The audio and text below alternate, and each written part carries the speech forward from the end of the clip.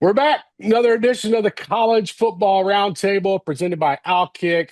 Happy to have my guys. Y'all see them every single day on Hot Mic. Chad Withrow, Jonathan Hutton. We're here to break it all down.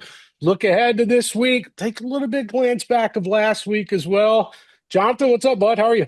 Doing well, man. You've been to some big marquee games, and game of the year is where you were in Knoxville this past week. I was jealous. That was just wild. That was just so wild. And when he missed, like when Gunner, like I know we'll talk about this game, but when Yeah. Gunner hit that fourth down touchdown to Landon Oh, Humphreys, who folks know who domes. Humphreys is, I was like, okay. And then the wide open 2 point conversion, and then I get everybody's talking. And I know we'll talk about it, but the life was just sucked out of the Hey, stadium when Gil missed the kick. Like it yeah. was it was a wrap. Chad knows Um, this. I've got Georgia in my playoff, but I don't have them like as high. right. And when that play was made, I was like, well, I was wrong. The the Chad start, Withrow, by the way, everybody. yeah, and then the start of overtime where Georgia was allowed to hold Yeah. Well, I Hadley was wrong. for the Yeah. 21-yard run. I was like, well, that'll be a wrap. The first and goal from the 4 after that one. Yeah, that look, it's I know we're going to talk about it, but man, Yeah. you got to feel good about both teams coming out of that game. Weirdly, but Tennessee had probably 5 chances to end it and just couldn't come up with a play. And the last one people are going to remember is the missed kick, but they had 4 opportunities before that to end that game and couldn't do it. Yeah, such a crazy game that was. And then, I think I left Neyland probably 2.5 hours after, and I got to see Texas A&M and M and Notre Dame, and then Florida and LSU playing that night. LSU, I mean, not LSU. Ole Miss had a scare against Arkansas, but we'll get in all to it. But I want to start off with this because obviously the talking point right now is coaches right now in college football.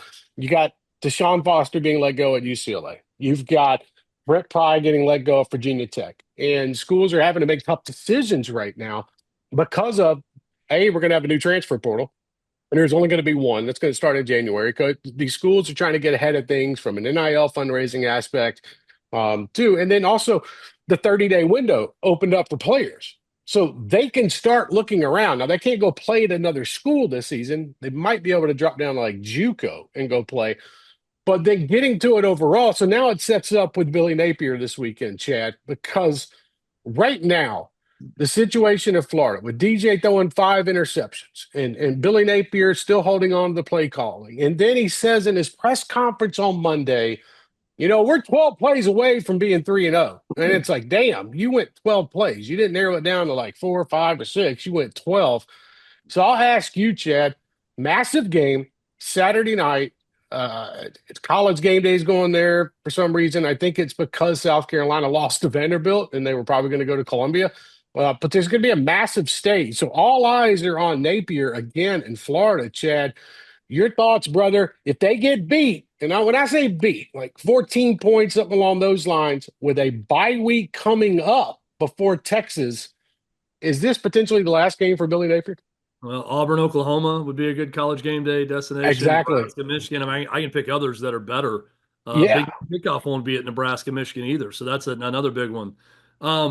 Yeah, I think if they look bad, he's getting fired going into the bye week. Now, if they lose by a last second field goal, maybe there's a chance that he stays. But if it's more of the same, if it's penalty, discipline issue, if it's a lack of offense, I mean, Trey, they're 79th in the country right now in offense and they played LIU, the Blackbirds of Long Island, in one of those Yeah. games. So that's Yeah. 55 of their points in that one game. I know the competition has been tough. I will say I thought he was dead a year ago at 1-2 after that loss at home to A&M, and he bounced back. So I'm going to allow for the chance that Billy Napier rights the ship again and does that. But even if he does, the way the last 2 seasons have started, his overall record, which is worse than every Florida coach, since Urban Meyer. I don't know how anybody can argue he's the long-term fix for Florida. So I think you're still just biding time if you keep him. But I fully expect Florida to come out and play well. I really do. I think they're going to play well at Miami. I don't know that they win the game, but if they look bad, Trey, yeah, I think this is it for Billy Napier. I think they're going to going into the bye week see if they can get some spark, some juice with an interim coach and move forward that way. So the thing is, they don't look bad. Right. I mean, Okay, besides so the interceptions, yeah. I mean, well, they the don't. interceptions though, like, okay, they outgained LSU on offense. They Yep. ran more plays. They punted less times. They had more first downs. They had more time of possession. But they look like the Tennessee Titans. They scored 10 points, right? Right. All in the first half. Yeah. So with that in mind, like in Napier, so Napier took blame for the loss to South Florida, and then he's saying, oh well, we're a player away or two from being 3-0. I mean, it's when you go to that level of response, it's only a matter of time. So his buyout last year, guys, was how much? It was just like 20 plus million, 30 million, something like that. I want to say it was 26. Okay. And it dropped significantly, right?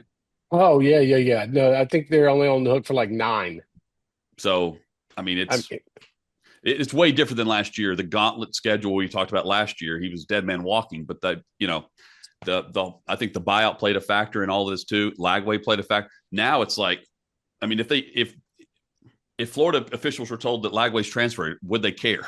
They cared last year. I think the vibe's different now, guys. Like that's right.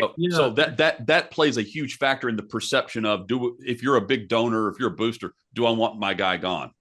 And I think, Trey, this part of the reason to keep Napier was we don't want to lose DJ Lagway. Right. He's connected to Napier. We can't lose this 5-star possible generational talent that's got the physical capabilities of an Anthony Richardson at quarterback. I mean, that's kind of the comp right now, and that's not a good one necessarily for Lagway, but that is the comp that he's got. The ceiling is so high for him. That's been the argument for Billy Napier. I also think the stakes go up exponentially higher when you've got a 5-star top-rated quarterback as your guy. And when that guy's not producing and he's throwing 5 picks, it gets early late for you and your team. This isn't, I'm trying to think, John Brantley, who was the quarterback, after Tim Tebow. Nice throwback. Well, they're going to get their quarterback in, and then it's going to be fine because they're going to have a more talented quarterback next year. No, this is the guy. This is the guy who's got this year and maybe one more if he's as good as everybody says. He'll be going to the NFL, and you got to capitalize with a talent like this.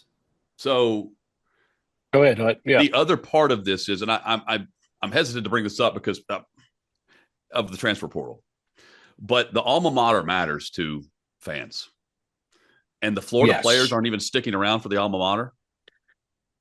That was weird. This is different than last year. Last year, that team rallied around it. I'm interested to see what this gauntlet produces. Starting with Miami, it was really starting with LSU, but starting with Miami. Right. Do they care? Because the players will let us know if Napier is going to be fired. Well, the other biggest thing too, the way I look at it is like if they get when I say get past Miami, I mean, okay, potentially lose to Miami like 7-10 points. And if it's last second field goal, okay, cool. You go into the bye week. And by the way, you're going to play Texas.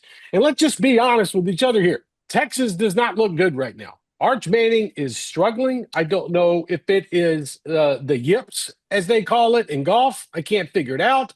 I went back and watched the tape. Like, let me tie this in, though. Let me tie this in because they just played Nussmeier.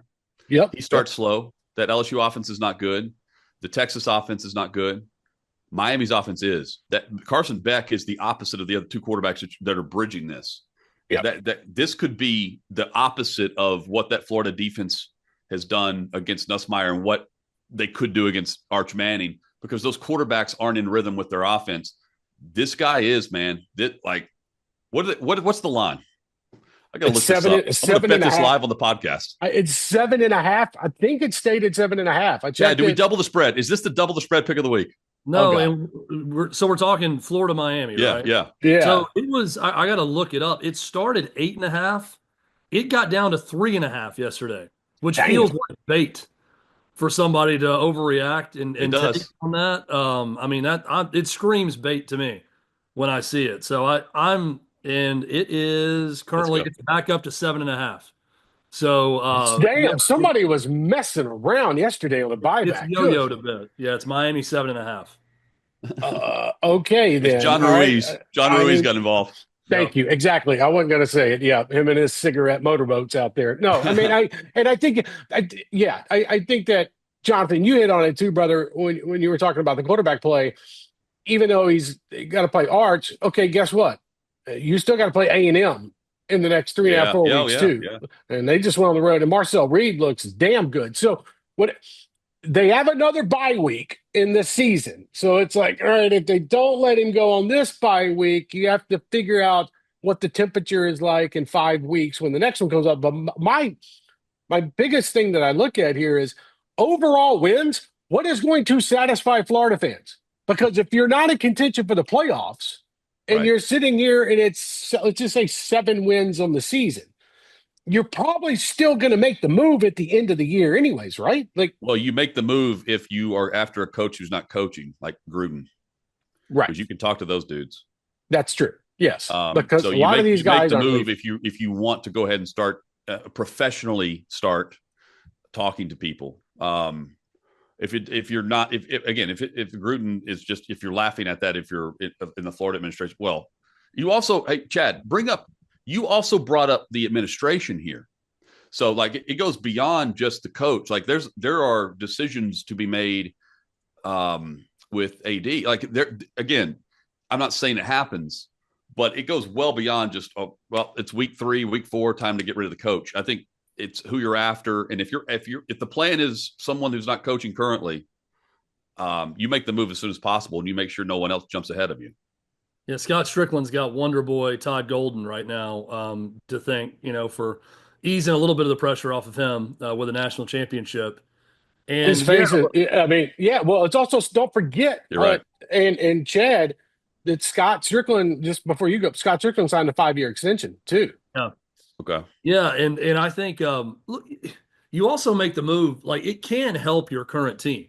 They're clearly talented enough on defense to do some things in the SEC and hold some good teams down. Yeah. Yep. So if you feel like the energy is lacking, we need some juice, the guys aren't fully bought in right now under this coach. If you see that in this game, I mean, you could elevate an interim guy that gives you a little bit of life, and maybe you win a couple games down the stretch you otherwise wouldn't win. So I do think there are tangible benefits to making the change. But again, that is if Florida doesn't come out and play well. And Hutton, to your point, they outgained LSU. They did. Their defense looked great. Your 5-star quarterback threw 5 picks, and you lost by 10 points on the road at LSU. If you'd have told me DJ Lagway threw 5 picks, I'd have told you they lost by half 100 in that game at night in Baton Rouge. They lose by 10 in a close game. So I'm not counting Florida out yet, and I think they actually go up and play well on Saturday night in Miami. But if they don't, Trey, I think it's lights out. Yeah, if they lose by 2 scores or more, it's lights out. Yeah, they'll have and look, these folks in the administration and talking with folks, like they understand what's going on. Like if they're going to have to make a move, they'll make a move. And by the way, the only coaches that they would actually be able to go out and hire if they wanted to do it before January would be some kind of an assistant coach, because you're not going to have somebody like Lane Kiffin at Ole Miss dip out and leave out of Oxford and go take a job in Gainesville in the middle of the damn season. Oh, right. Even That's what I'm saying. The available coaches. Right. That's what you were talking about. Like, again, there'd be guys that want to get back in it that want to go ahead and talk. Pat Fitzgerald. Yeah, no, I mean, so it's going to be interesting. So I'll have that one circled on Saturday night. That's a 7:30 kickoff on ABC. I know a lot of people would be tuning in. If you guys want Alex Golesh, if I'm saying you guys, if the Gators want Alex Golesh is going to bring his recruits with him. So I'm not worried about like losing recruits in the portal and all this stuff. Like you just play out the season. Like I don't necessarily have to fire Napier right now if it's a bad showing. No, because trust me, there's enough back channels that he would take the job. I don't know what I don't know. You know what I mean? Like I know what I don't know here, and I don't know if last year they were back channeling. Yes, they were. So they should already know who they're after, because they were going through this process last year, deciding whether or not to keep him. I mean, it's got to be Lane Kiffin, right? Like, to me, that's the one that, like, if you know, like, okay, let's get Lane Kiffin's visor. Let's bring a visor back to Gainesville on the sideline. Let's go ahead and raid an SEC rivals coach and make that happen. I don't know if Lane Kiffin's happier now at Ole Miss than he was when he was flirting with every other program when every job came open or not.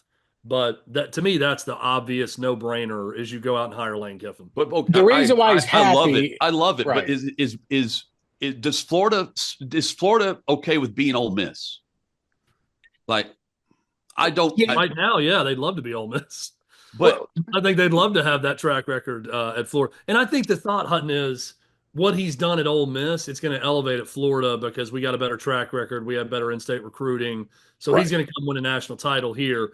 It's, Urban Meyer could go undefeated at Utah and not win a national right. title, but bring in Urban Meyer to Florida, and suddenly he becomes a national championship head coach. That's the thinking with Lane Kiffin, is that he's going to add to what he's already done at Ole Miss because we're a better program. That's the way you should think if you're Florida, quite frankly. I'm not so sure that's true anymore. That's what I'm saying. I think Ole Miss has a lot of money, and I think Ole Miss is doing well to compete in recruiting. So I don't know that it's just as easy as, hey, this is a better job than this one, so you're going to go and take this job. I think there's a lot of reasons that Lane Kiffin would want to stay in Ole Miss and not take that Florida job. Well, a big reason is his family's there now. Landry, his daughter, is at Ole Miss. His son Knox lives in Oxford. Layla is back in the picture, living in Knoxville now. They're back together. Don't Co-parenting? Are they don't co-parenting no, together? no, Really? no, no. Oh no, they're living together. And don't ask me how. Well, I'll go ahead and tell you. I was How's watching. Layla looking? I'm gonna find out. It's good. I was scrolling TikTok, Okay. and unfortunately, I can't. Well, what? No, unfortunately, Landry and Lane Kiffin, the daughter and Lane, they do a pregame thing before every game, where Landry's putting on makeup and she gets the thoughts of Lane Kiffin. Yeah, So I okay. was watching it. Here's something I didn't know: Layla Kiffin was a cheerleader at Florida for the Gators. Went to Florida. So there's your old John Gruden, Gruden Metro all over Florida shit. again. Amazing tie-in.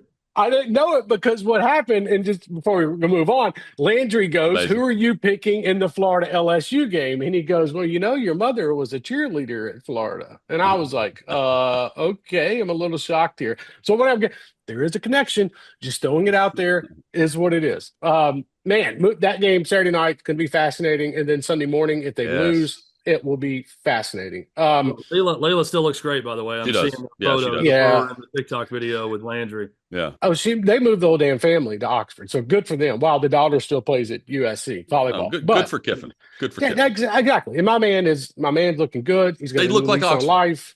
Yeah, they look. Yes. Okay, that's a great way to put it.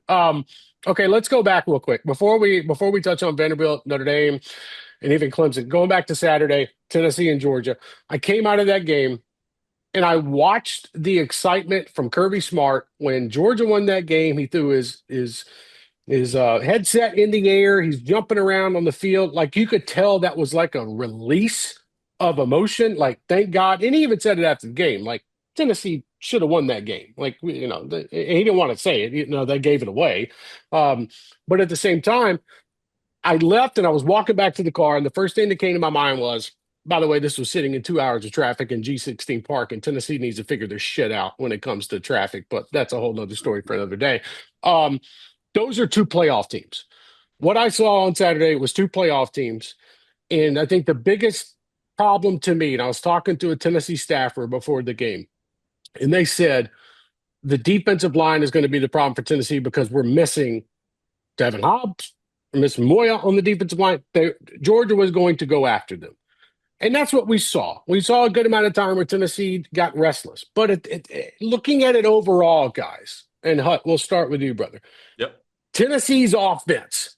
Okay, I know Joey Aguilar is throwing the ball 45 yards deep, and he's literally saying, "Hey, please, one of my wide receivers, go grab it." Like, Sure. It is what it is. Like, but at the same time, he was connecting on the 15-yard outs, the 20-yard outs, connecting the flats. Like, he was running that offense. And I think if we nitpicked Josh Heupel and his play calling in the fourth, sure, we could talk about running the ball 3 times after the strip fumble. But when you look at both of those teams, Jonathan, do you see it as well? Do you see two playoff teams, or is this something where if Tennessee don't figure out that damn defense, they may get caught 2 or 3 more times? No, I mean, I see two playoff teams. I mean, they were down both corners. Yeah. On defense.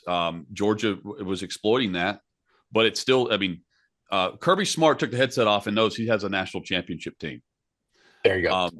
Heupel knows they can go toe-to-toe with a national championship team and be a college football playoff, not just contender, but one that goes down the path of winning games and stays in the tournament.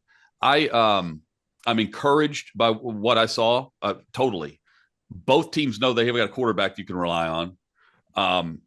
One is Gunnar Stockton with that throw. I mean, again, the poise that I didn't like coming into the season, Georgia being Georgia because of Gunnar Stockton. I'm I dead agree. wrong. I agree. Yeah. I didn't like Tennessee's chances because of the quarterback switch and the small window of time. I was wrong. Um, both teams are effective no matter what their defense is doing because the playbook is wide open, and both coaches trust their signal caller. Yep. What Georgia had around them though was is there on Saturday they had this, but is there a Tennessee receiver that's going to make that catch in the end zone on the sideline on fourth down, and you've got to have it? Like, is there a receiver on Tennessee's roster that's doing that if you're down and you need that against Mississippi State? I want to say yes, but I know that now with Georgia. That's the difference between them. But that's the difference between 1 and 12 in the college football playoff. Tennessee's not going to be 12. Good point. But they do have a loss now. And I wonder to myself, another loss, and we got to let the season play out. Yeah. But with the strength of schedule and the way they've tweaked that, Tennessee is a college football playoff contender. It's not if you lose, but how you lose. But an SEC team could get in with 3 losses. And I want to see how this team develops, given the fact that they've done so much in so little time around a quarterback that got there 2 months prior to the season starting. Well, yeah, and you also you're going to play UAB on Saturday. Sure, okay, yeah. that'd be a win. Then you go to Starkville.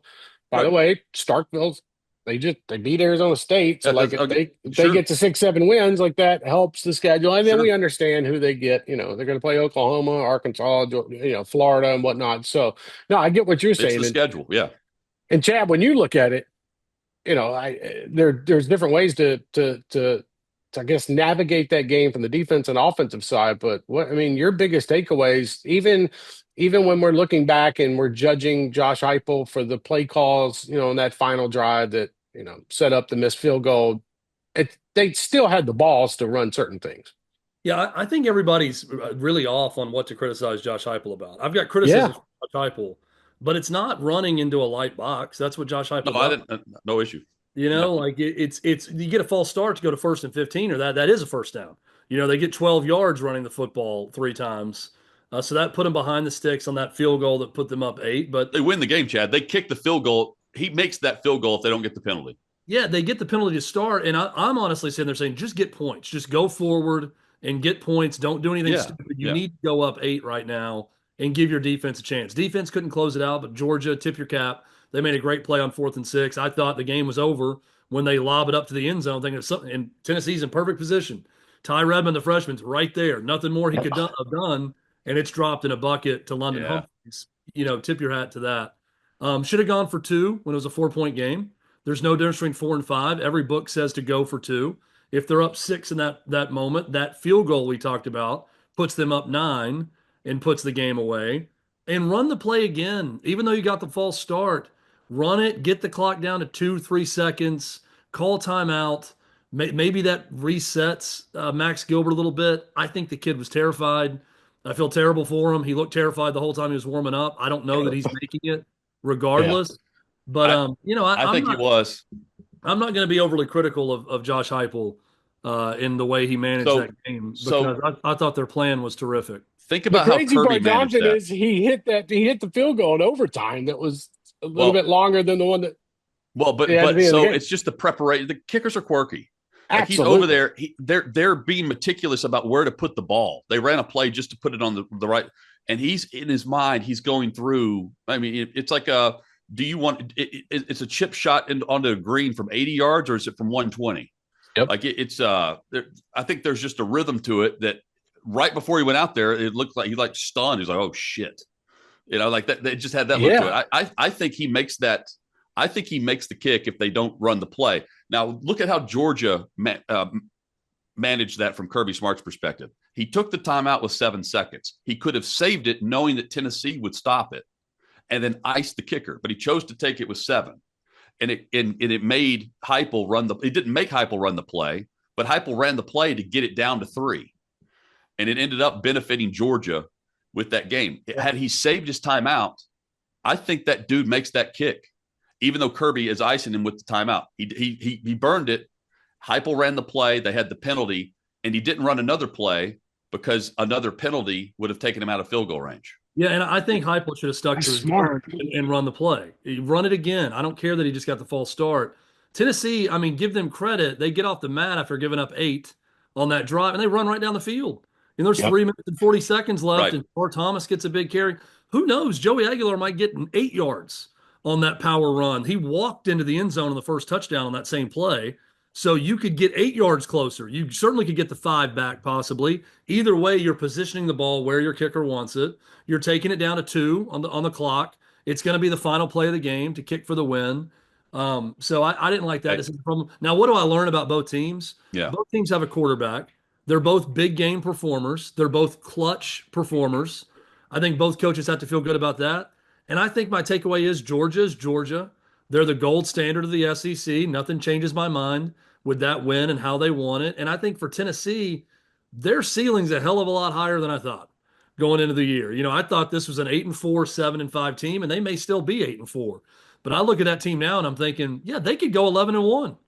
You know, they could win every game that's left in their schedule. They could go 10-2 and get in the playoff. They could get in the playoff if Joey Aguilar is healthy and win games in the playoffs with that guy at quarterback in that offense. Now, to the point earlier, their defense has to get healthy and has to get better. That wasn't good enough defensively.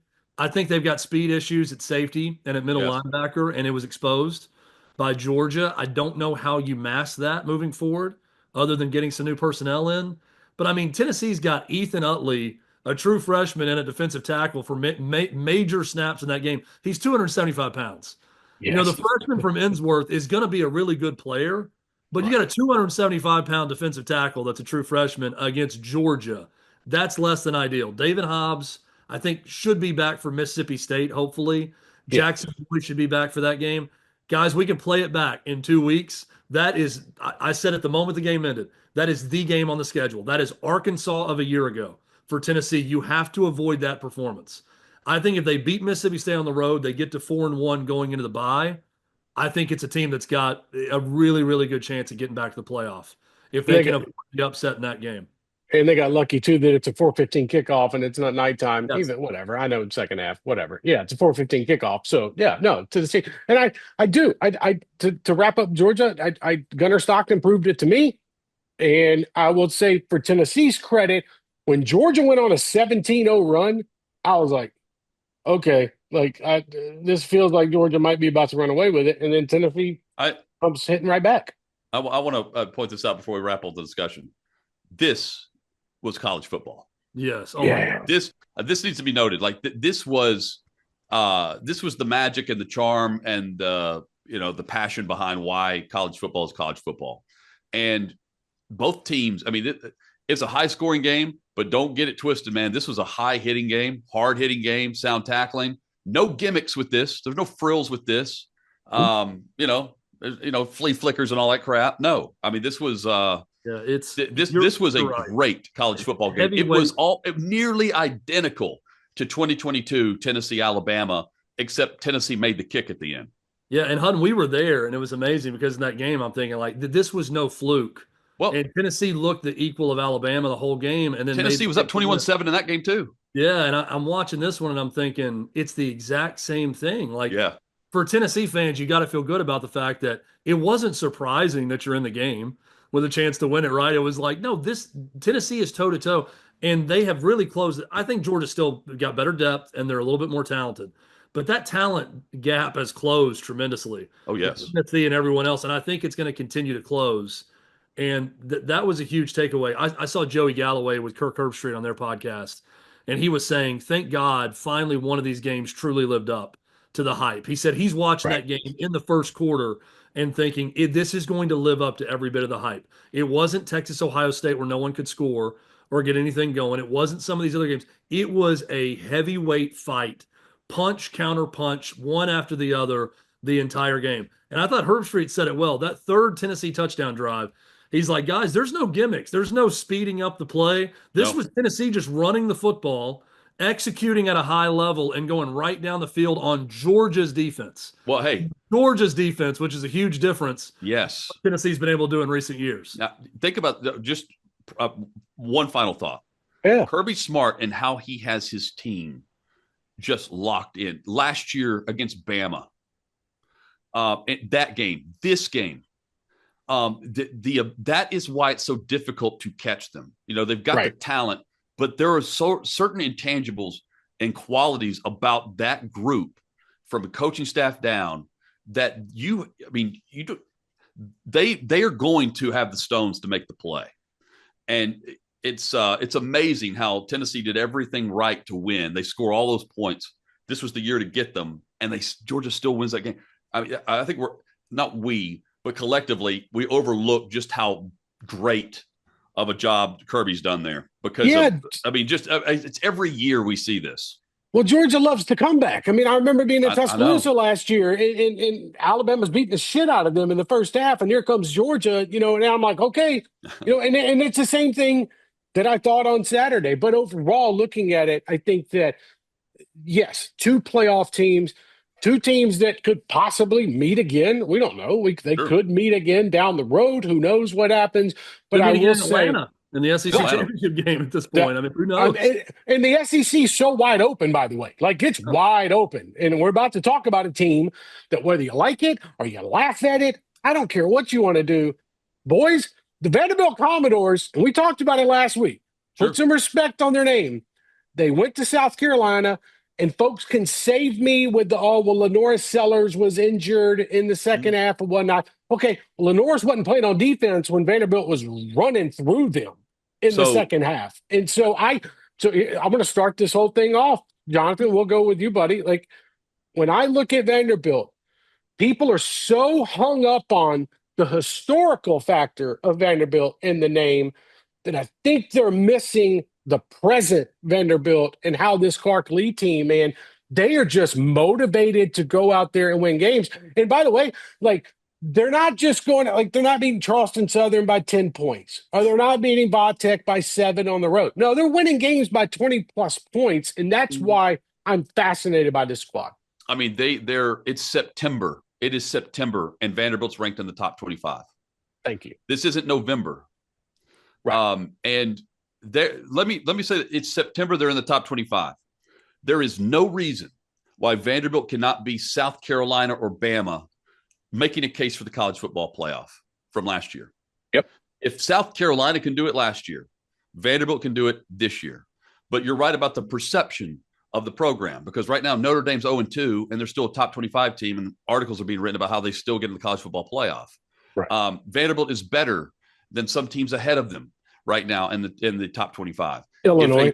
If a SEC school that isn't Vanderbilt goes on the road in week 3 and beats the 11th ranked program, that team is going to be higher than wherever Vanderbilt's ranked right now. My point is, they're better right now than even the credit they're getting, because there's nothing flashy about it. They've got a quarterback who, let's say this. Tell me another player who matters more to his team than Diego Pavia in the country right now. No one. Absolutely no one. That's the difference. They've got the guy. They have the coach who is not leaving, who is blood, sweat, and tears about the program. And you can tell he cares about his team. This isn't where, coach, he's never going to say that his mortgage is, riding on the players, right. That there is a quality about what Clark Lee has done, paired with the raw talent, but yet the alpha badass of Diego Pavia, and allowing him to be him. And that has allowed the players to do what they do. They just place, there's nothing, you look at the stat sheet, it doesn't jump out to you. They just do everything consistently well. And then they went on the road in that environment, played that defense, and mauled them. If this wasn't, I picked them to win last week. I didn't think they're going to win like that. Right. And I know Sellers got hurt, but I didn't think Vanderbilt's offense would do that to South Carolina's defense based on what we've seen from the edge rushers, different things. Now the question is, can they keep Pavia healthy, Chad? Yeah. Can they adjust something? Because this offense has adjusted. It's a very they've added some layers to it. Have they adjusted how they're going to use Pavia moving forward to save him a few hits? Because that played a factor last year down the stretch. Chad also, buddy, he can't be running 10 yards down the field and trying to lay a block, which he did on a defensive lineman. And I get what he's doing. He's laying it out. Right, exactly, Chad. Like that's by the way, as we're recording this, his Diego Pavia's attorney has laid out the framework for him to get a 7th year. Where next year, I'm not joking. Oh, it's coming. In the NCAA about antitrust laws for him to get another year based on something. So I don't know how that works mathematically, but the guy may never leave Vanderbilt, so he's going to be a problem for years to come for the SEC. Look, Vandy was awesome. Luke Doty was maybe the worst quarterback I've seen play in an SEC game for the bulk of the game in a long time. Like that guy was really bad. So I don't want to pump the brakes too much on Vandy.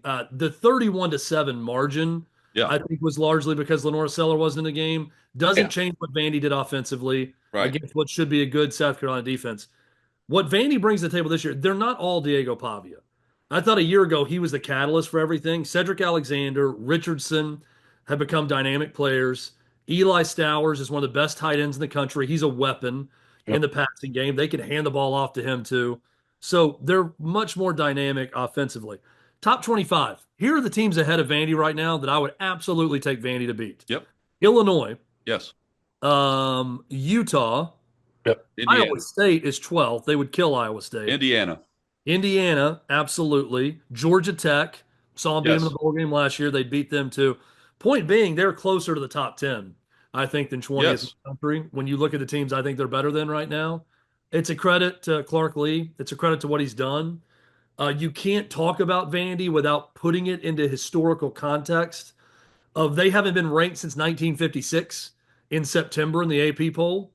So I know Clark Lee don't want to talk about it. I get it. And I think they're kind of judged against that historically just awful standard. They were 2-122 against ranked teams on the road since the AP poll was a thing until Saturday night. And they go in there and they win. They get their 3rd win all time on the road against an AP top 25 team. Again, just remarkable job. And I hope this magic carpet ride continues as long as it can. But I think, Trey, you brought up the big concern that is, can Pavia play like Rambo, every week in the SEC and stay healthy in November? And I just don't know that it's possible. Hey, I want to point out too, last year they beat Bama, and then they did all these national shows, and then we were like, are they going to be distracted? Is this the win? This is their Super Bowl? Then they go on the road and they win in Lexington, right? That showed me a lot about how they handle the temperament of the team, guys.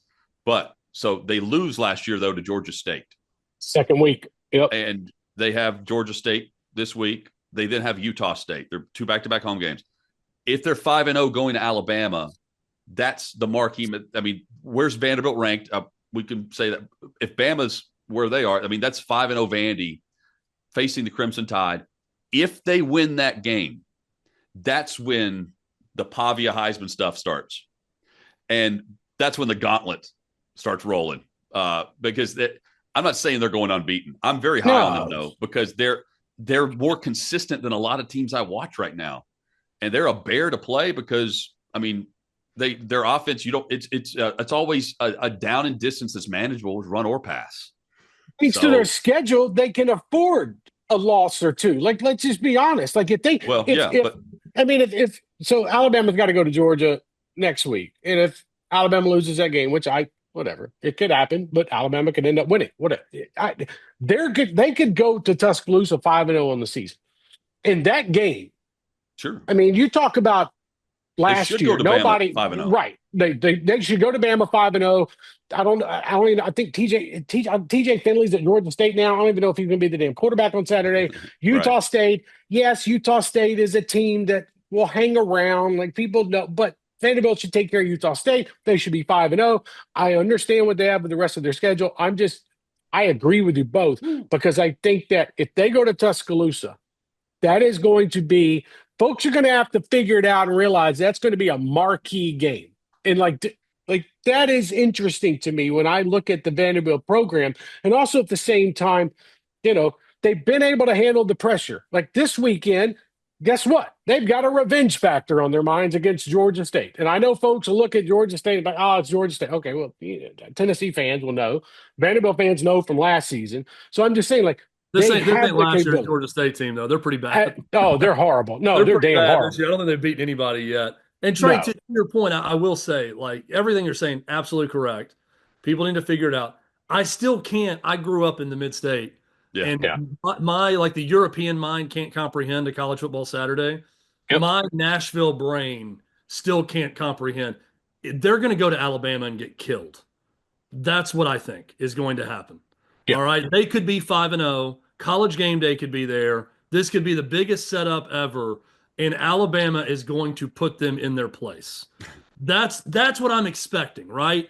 Like Vandy fans don't hate me for saying this, but it's just the truth. Like I can't wrap my head around anything else happening other than Ty Simpson goes off, Ryan Williams goes nuts, the defense gets it together, they hit Pavia early and often, and they win by 4 touchdowns. Okay, this is why, Chad, this is why I can wrap my brain around it. The last time that they were in this situation, they had a guy that said, bring on Bama, whose nuts hadn't dropped yet. And right now they've got Pavia saying that they're going to go down there and win. Yeah. That's why I'm behind it. Dude, Pavia was talking shit on the sideline. I love that clip so much about bring on Bama. I may very well be wrong, but that's what I feel like can happen. But I also think they're going to be 5-0, and they are a legitimate playoff contender. All these things can be true. Yeah, I know. But having lived through Vanderbilt football for as long as I have, like I agree. I will be stunned if it's a 1-score game. Stunned. Not just if they lose by 3 to 7 points, I will be stunned. It's like last year's game. Alabama is in it to destroy. I think for one game this year, I feel like that's the one that even Kalen DeBoer and his mild-mannered personality can't slow Alabama down from destroying Vanderbilt at home. I could only counter by saying Castellanos talked all that shit. Yes. And they didn't go down there and show up. That's a fair point. He's the Boston College quarterback who's got a similar history to Vandy when you think about their program he came from. So, look, who knows? Who knows? I know. It's going to be fun. And we're talking about Vanderbilt right now in this. Right. So and that's the best case scenario. And by the way, if they go down to Alabama and lose, cool. They should still be ranked in the top 25. So, for sure. Yeah. They should be top 15 at that point. They'd be 5-1. Absolutely. They'll probably drop out. Yeah, somebody on the West Coast will forget to watch the damn game. Exactly. Unfortunately, yeah. Okay. All right. Did we see how she voted this week? By the way, well, she voted fine, but there was another voter on the West Coast who's on, I think, the Oregon beat, who ended up voting. She ended up having I think it was Florida ahead. I think for some reason she had Florida ahead of where. Why is Florida always the beneficiary of these idiots on the West Coast? This inner bias to people in the Pacific Northwest and Southern California that they continue to put Florida way ahead of where they should be is crazy. Also, if an Oregon State beat writer still has an AP vote, that guy or girl needs to GTFO like Oregon State did for major college football. No, I'm sorry. They got banished. That person can be banished now. Get out of here. GTFO. It's Brenna Green. Brenna Green is her name, Brenna. and she had South Carolina. Let's see. I want to make sure I get this right before I absolutely bash her, which I'm going to bash her. She had South Carolina ranked 10th after losing to Vanderbilt. Where does Brenna work? She works at, we'll just go ahead and put it all out there now. Let's see. She works for KOIN TV. KOIN Go TV. Beavers. Go Beavers in Oregon. So she had South Carolina at 10th, and at the same time she screwed up, and for some reason I'm trying to look at she all had I'm saying is a 5-0 Vandy team with one loss is not a top 25 team anymore based on how they're not Florida. No, unfortunately, they're not Florida. I'm joking here, but yeah, they'll be dropped. They'll drop 30 spots. Yeah, it wasn't Florida. For some reason, I had Florida on my mind. Yeah, it was South Carolina. It's still ranked. And then she had Vanderbilt behind South Carolina. So that tells me she did not watch that football game. She's a reporter for Portland, Oregon, and Vancouver, Washington News on TV. How does Brenna have an AP vote? Shit, There's I only don't know. 1 of 22 of these things 62. across the One of country. 62. Or And, shit, and, even worse. and it's the damn West Coasters that are killing us here. Like if You know what else? You know just another game she didn't watch? Tennessee, Georgia, I bet. No. yeah, yes, absolutely. No, she didn't because she's paying attention to I'll Oregon tell you and the other games Northwestern. she didn't watch. All of them. I don't watch Yes. a single game on Saturday. She basically lives the life of me as a softball dad who's coaching, who doesn't get to see anything on tournament Saturdays until I get Yeah. home. That's just her choice, though. She doesn't have kids she's coaching more than likely. She just opts out of all of college football as an AP voter. That's the signal she's giving us. It's so bad. It's so bad. All right. It is. Brianna, you're on notice, by the way. We're going to watch your shit next week. Last couple topics, guys. Yep. I guess I'm going to start with Clemson before I get to Notre Dame to kind of wrap that part up. When we look at Clemson, Dabo Swinney held a press conference on Tuesday, and he was talking about he was selling the program, and he was selling the program a lot, my guys. Like he Yep. was coming to the defense of everybody that was attacking him. And I'm paraphrasing, so don't get me, everybody that's watching, but he was pretty much saying, look what we've done over the last 17 years. We've had one bad season while I'm here. And then, by the way, if you don't like what I'm doing and you don't like me, and if Clemson wants to, I'll go move on and coach somewhere else. He says, I'm 55 years old. I got a lot of years left in me. I'll go somewhere else and coach, and Clemson will just move on. He is really somebody asked him too in the press conference, said, do you take this stuff personal? And he goes, no, I'm not taking it personal. And he referenced Eddie Robinson in conversation with him. But what I'm getting at is that the way that they lost on Saturday in a fire drill, Georgia Tech, running the fire drill on the field, kicking the last second field goal. You look at Clemson and the expectations before the season, you look at them now, is Dabo Swinney, I know he's built for this. Like, I get it. Like, nothing really seems to get to him besides Tyler and Spartanburg. But at the same time, Chad, it feels like right now, them sitting at 1-2 on the season, man, they catch one more L, this whole thing's over. Like, you can just wrap the 2025 year up. Like, they're hanging on by a thread here. And he seems to be freaking out in these press conferences, though he likes to look like he's got it all under control. Yeah, I mean, look, I really look at their schedule too, Trey. First off, he's going to keep, threatening that, like, I'm 55, I'll go coach somewhere else if you don't like me. And eventually Clemson fans will be like, okay, we'll sign up for that. See ya. Bye. You can leave. Don't accept any buyout. Be a man of faith, a man of honor, as you are, Pastor Dabo, and leave without taking a dime, and you can go coach somewhere else. And none of that stuff's going to happen. And I still think it's foolish to think about firing him because of all they've done and accomplished. And it's 3 games, and they rebounded last year and got to the playoff and this and that. But if we're going to talk about Notre Dame being out of the college football playoff after 2 losses based on the remaining schedule, here we go. Give me the big win that's left for Clemson. Not Syracuse at home, at North Carolina, pathetic. At Boston College, pathetic. SMU at home, not the SMU of a year ago. Duke at home. They get Florida State at home, would be a big win if Florida State continues on there, but at home. At Louisville, Furman, at South Carolina. Who knows what South Carolina even is at this point? There's more opportunity there with that schedule than what Notre Dame has, but it's not great, guys. It's not great. Certainly one more loss and they're out. And I think if they're 10-2 with that schedule, Hutton, to your point earlier, there's going to be 2 or 3 9-3 SEC teams sitting there. Yep. If 9-3 Vandy or 9-3 Ole Miss or 9-3 Tennessee are sitting there against 10-2 Clemson and that ACC with that schedule, there's going to be an argument to be made for all 3 of those SEC teams over Clemson. Well, okay, and they're going to have another loss. This team's not that last year, right? I agree. So it took. I mean, they can't run the football. That's a problem for Clemson because they're setting themselves up on 3rd and longs. Klubnik is getting blitzed at a higher rate than anybody in the country. It feels like. I mean, they're blitzing the crap out of him. He's got happy feet. He is flustered on 3rd down. They are in yards combined on 1st and 2nd down. They're 118th in the country on 1st and 2nd down yards. That's how bad they are on early downs, and it sets them up to where it's an offensive line that they were heavy. I mean, very high on. Yep. Third down in Klubnik, they're not living up to expectations. So it's a Clemson team that has a ton of talent. They are loaded with some great players, and they have a great head coach. But there's problems here where when you need a comeback to beat Troy and you're 1-2 on the season, this isn't the team that's winning its way out. I mean, it's not like they're just going to win out the season. Like Notre Dame's in the same type of schedule situation. Right. Notre Dame, the way they've played, if you want to make the argument they're going to win out the rest of the season, okay, this Clemson team's not doing that.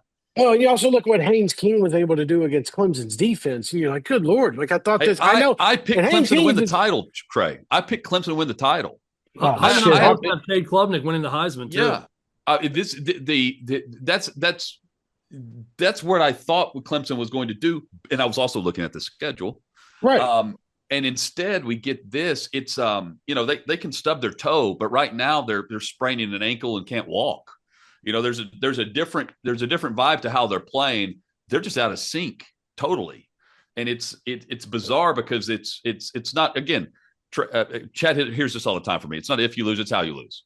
Right. They're not losing like a tight window ball game where you're like, oh, this is Clemson just having to come back down the season. They'll meet again. I'm not seeing Clemson in many games in the national spotlight come December or January.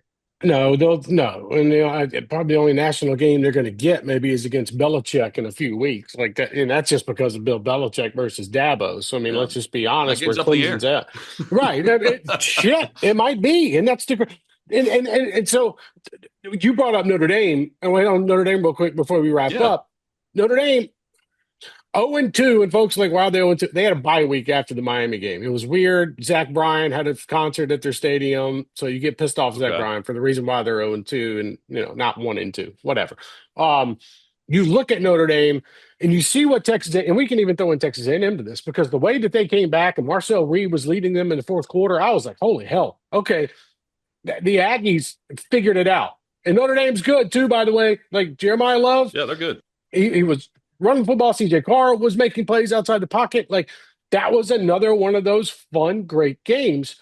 But when we look at the Irish right now, Marcus Freeman's 0-2. And if we're being honest with each other, and I know what their schedule looks like, guys, I don't want to say they got to win out, but at the same time, we're going to have that conversation. Well, what other teams should be ahead of them, but they have 9-3, at the end of the season. So to me, Notre Dame, it's tricky, man. They're sitting here 0-2, and it's, you got fans throwing in the towel, and I get it. Well, but you lost to Miami and Texas A&M. Like those fans won't be throwing in the towel whenever they're trying to make an argument, sitting with 2 losses, trying to get in the playoff. But here's the difference. So last year in the expansion era, there have been 5 multi-loss teams that have appeared in the playoff. And they were as a non-conference champion, not automatically getting in. The difference between those teams and Notre Dame is right now, as of the schedule right now, those teams at least had one top 25 win on their resume. Right now, Notre Dame doesn't have a top 25 team on their schedule remaining. So the resume right now doesn't stack up with what we've seen historically, even in the expansion era of college football with the recent history, because at least you have a top 25 win. Now, there may be a team that pops up on the top 25 by the time they get there. That's certainly possible. But as things begin to play over the course of the next couple of months, I mean, you can make the argument for me a couple months from now, but currently I'm seeing columnists and writers. They're already, here's how Notre Dame can still make college football play. I'm like, I don't see it because there's not a top 25 team on the schedule currently. Yeah, and I think of huge just tangible drop-off from Notre Dame. They returned a lot of that great defense from a year ago. They lost Al Golden to the NFL. Yes. They hired Chris Ash, and it's been a huge drop-off. Yes. A&M was pretty up and down. They were good, but not great in the non-conference games to start the year. And they looked lights out against Notre Dame's defense, close to 500 yards of offense in that game. That's not what we're accustomed to in Notre Dame. So, yeah, I think they could and maybe should win every game from here on out. But guys, from what I saw from that defense, I don't know that they are. And then at that point, it's a moot point Right. because they're definitely not getting in with that schedule at 9-3 or 8-4. But they last year they lost to who was it? Northern. Northern Northern Illinois. Illinois, Remember our second guy week. Tom Haddock or Yes. whatever that's his name. Hammett, Remember he yep. offered advice. He's Yes, like, yes. Marcus Freeman to tell him how we beat him. I'm like, Yes. damn, that cuts deep. All right, thanks, man. And the country was writing them off then. I love Marcus Freeman and what he's done, but I'll wrap by saying like the national bias towards Notre Dame, the perception of Notre Dame, that's why they have a shot. It's not because of their schedule. No. If they're sitting Thomas Hammock, by the way, Thomas, Illinois. I said well done, Haddock, Trey. Hammock. he was Thomas Hammock, yes, and he was still talking. Yeah, so he was having fun with that win for a long time last night. Now look, whatever. Well, it was a very serious, like deep. It was like the most sincere trolling I've heard because he's almost like sad about it. Remember, but he's like, I called Marcus and I said, if you'd like to know how it was the reverse.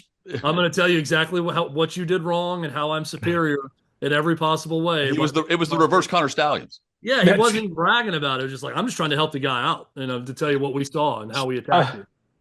Oh my God! When here's your signals. Here's your signals. Here's how we won the game. You're welcome. Hey, look at that real quick.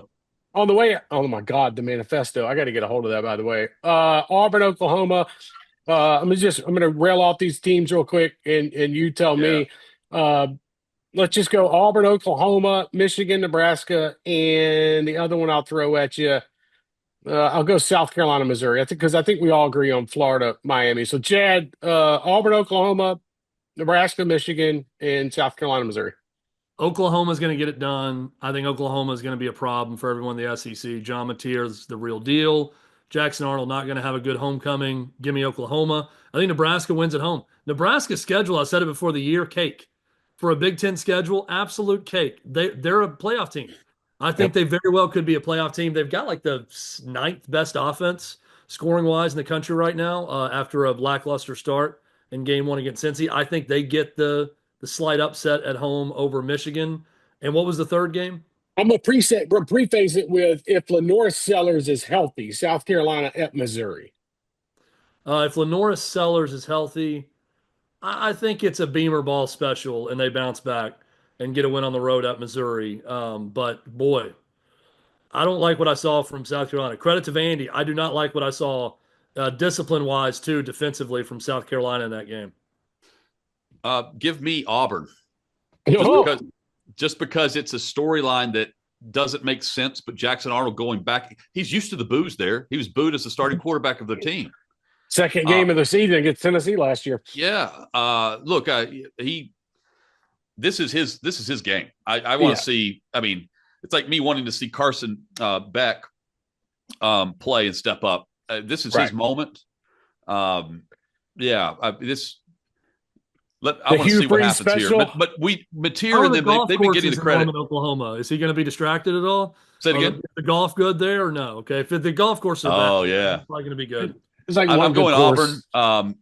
I'm going Nebraska. I've been high on Michigan, but I haven't seen that team that I thought would kind of flash early. And Matt Rule's in a year where he normally starts to take off. By the way, Michigan has to go back out that way. They were just in Norman 2 weeks ago. Now they're going right back out to Nebraska too. And they get their coach back too. Congratulations on that suspension. Yeah, that's true. Oh no, they don't. This is the game that he's not in, right? No, OG's still in. He's still suspended. That's right. Okay. So yeah, give me Nebraska, and then I will take.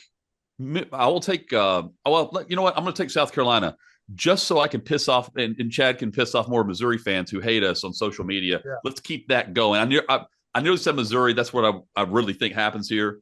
But I'm pulling for South Carolina to beat the shit out of Missouri. Let's take that Rock M apart if you're South Carolina. Let's get Beamer up there moving the stones. Yeah, I know there's a tradition with the Stones. I'm just saying it looks like a Conference USA stadium. That's my point. Oh my gosh! The amount of Missouri fans who are like, "Oh yeah, go ahead and take a big dump on a tradition." It goes back to the 1920s, and I'm like, it's a rock. I love tradition. I love tradition, but like, put it outside the stadium. Yeah. But they also carry the rocks. It's like a scene out of the R.I.P. Robert Redford. It's a scene out of The Last Castle where he's having to take the rocks and move them to one side of the prison. Like that's what they're doing at Missouri. So. It's dumb, is what it Have is. at it. Yes, it's dumb. I'm going with Auburn, by the way. I'm going to take Nebraska to beat Michigan. I think Dylan Raiola is enough against Bryce Underwood. And at the same time, I'm going with South Carolina to bounce back against Missouri and win that one. I think we all agreed on the Miami versus Florida game. I think it's a good game. I think Miami wins that game with their offense. I think Miami's going to boat race them. I think Florida wins. I think DJ Lively here we go. Picks and their defense plays well, and Billy old Sun Belt Billy rises and gives this is Chad to a T, the power T. He didn't pick Tennessee last week because he'll believe it when he sees it, and he wants Florida to win because he wants Napier to stay. Come on, this baby! Is Chad to a T. This is exactly what he picks. 4 more years. 4 more years. Let's get a contract. He wants the quarterback to stay there too. Yeah. You can't fire a guy who beats Miami. Come on. No, they're going to back it up with a win over Texas. Give him an extension. Lord have mercy. Man, this has been fun. We're going to continue doing this. This is great. Good fun breakdown. A look ahead.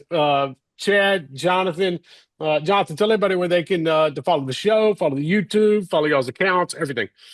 Yeah, hit us up. He is at the Chad Withrow. I'm at Hutton Outkick on social. When it comes to YouTube, we hope you'll like, subscribe, and join us in the comments section at Outkick Hot Mic. At Outkick Hot Mic is how you find us on YouTube. Hit the subscription button. We'd appreciate that. Find us in the YouTube shorts and share the show if you don't mind. Share the show. Chad, Jonathan, always appreciate it, buddy. Look forward to doing this. True or false, Trey, that you were going to offer a co-hosting job to this podcast to Billy Napier the next time we do this next week when he's fired? Yeah. How did you already get a hold of that? Okay. You should. I don't know how you got a hold of that information, but I guess Connor Stallions was too busy for me. So it works out at the end of the day. He'll still be coaching. I know he'll still be coaching. Boys, have a good week. Thanks for joining. This has been another episode of the College Football Roundtable, powered by Outkick.com. We will see you next week. Enjoy college football.